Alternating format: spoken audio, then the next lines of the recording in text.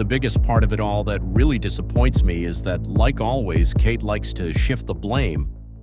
Why have an affair, refuse to take accountability, and then have 8 kids you now have to explain it to?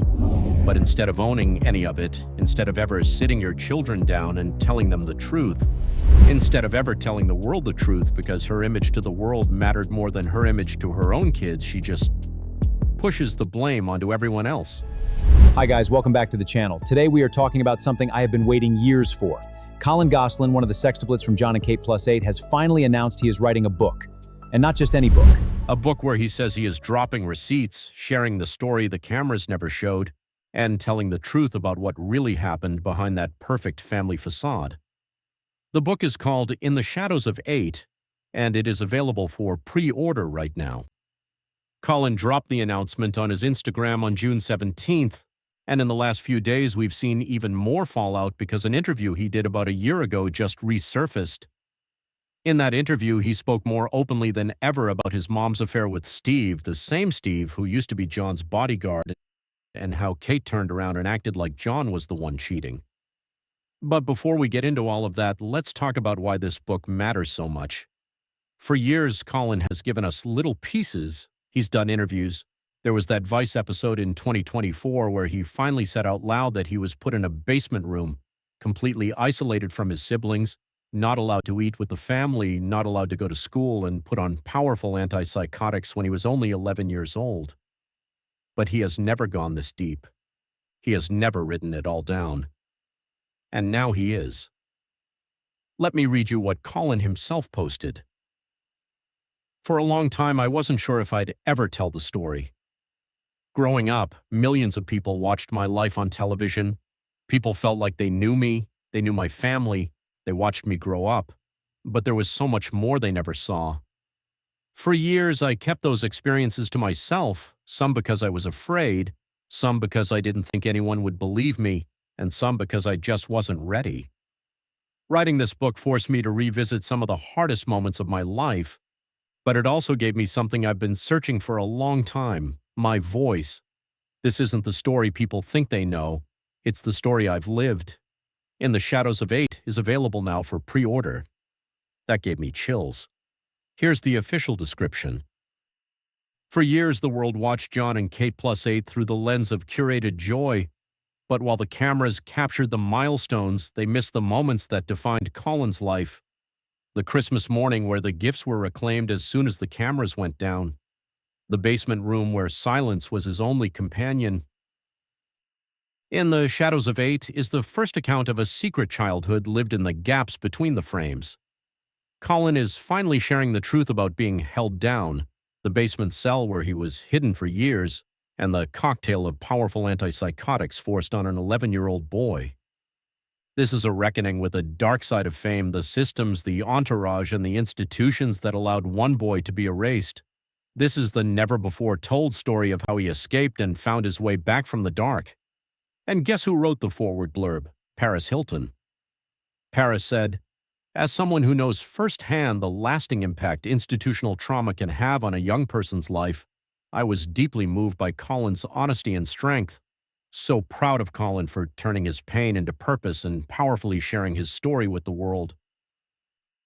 Paris has been one of the biggest advocates against the troubled teen industry because of what she went through in Utah, and now she's standing with Colin. That says everything. Okay, let's do a quick reset for anyone who might be newer here or needs the full picture. John and Kate Plus 8 was everywhere in the late 2000s. 8 kids, twins plus sextuplets, under one roof, cameras rolling 24/7. Kate was painted as the ultimate supermom. The first Karen before Karen was even a thing, the woman who did it all. But behind the scenes, things were falling apart. John and Kate's marriage was already rocky before the show blew up. And when it all exploded, the divorce and custody battle became one of the most public, nasty ones we've ever seen. John eventually walked away from the show. He got sued by the network for over $1 million because he refused to keep filming. He said he wanted his kids off television. He fought for years to get laws changed in Pennsylvania so that child actors' money had to go into trust funds because Kate wasn't paying the kids what they were owed. And through all of that, one child in particular became the scapegoat. Colin. If you followed this story at all, you know narcissists almost always pick one child to be the scapegoat. The one who gets blamed for everything. The one who is isolated. The one who is punished the most. The one who is punished the most. Colin was that child. Even as a toddler, Kate started targeting him. A lot of us have always believed it was because Colin is so much like his dad, quiet, sensitive, attached to John, and Kate was already demeaning John on camera and off. So when Colin showed those same traits, he became the problem. In the Vice episode, Colin described being put in a basement room by himself. No siblings, no playing, no school, eating alone, and being given powerful antipsychotics at just 11 years old. Let that sink in. An 11-year-old boy, powerful antipsychotics, hidden in a basement, while the rest of the family continued on camera. And then there's the affair. In that resurfaced interview, Colin talked about how his mom went public with her new boyfriend, Steve. The same Steve she had been having an affair with while she was still married to John. The same Steve who used to be John's bodyguard. Colin said his mom acted like John was the one who cheated. She flipped the entire narrative. This is the same pattern we're seeing right now with the book. Instead of owning any of it, instead of saying, I made mistakes, I hurt my son, I'm sorry, Kate is doing what she has always done. She's calling Colin mentally ill. She's saying he's a troubled, violent child. She's telling people his father poisoned him against her. Besties, even if Colin had mental health struggles, and we know the troubled teen industry loves to slap diagnoses on kids so they can bill insurance that does not justify what was done to him. You don't hide your child in a basement. You don't put an 11-year-old on heavy antipsychotics and then only visit him once or twice in 2 years.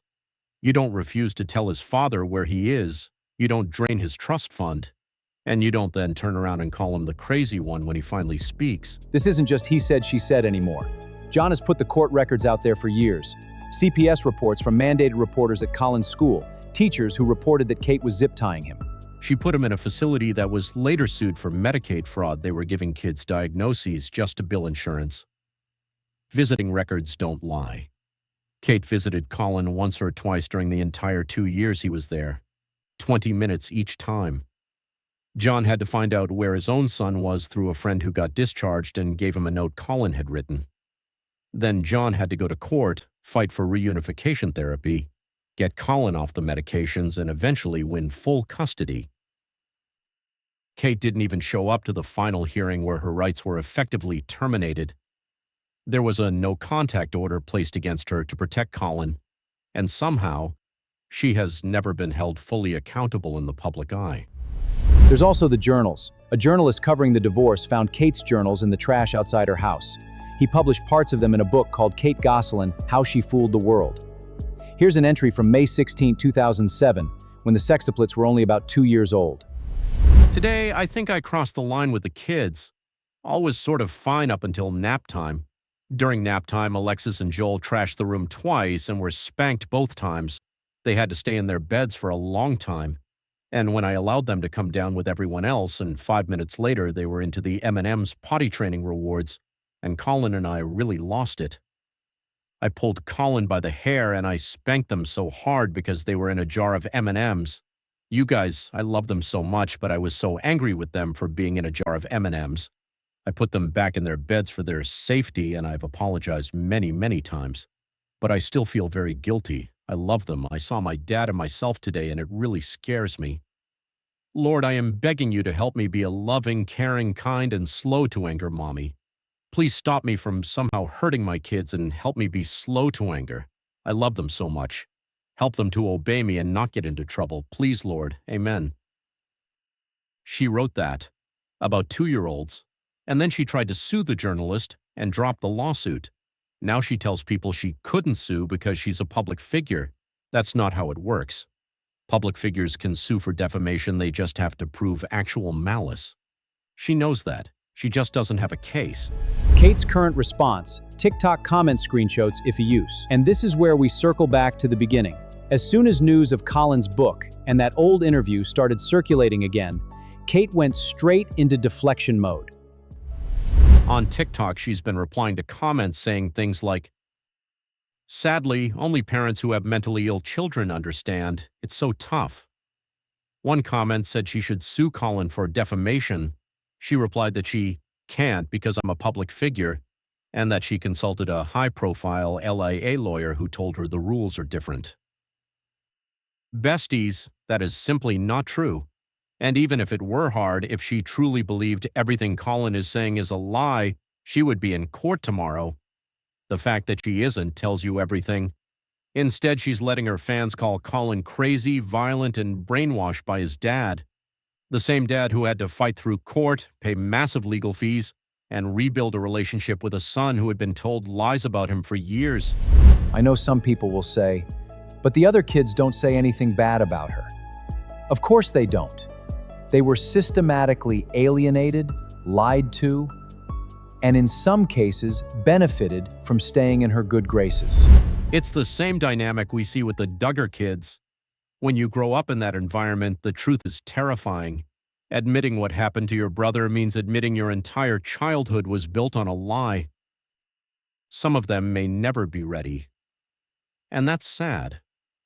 But it doesn't make Colin's truth any less real.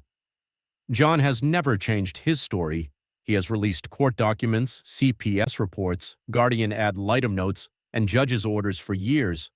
He has receipts. He has always said the same thing.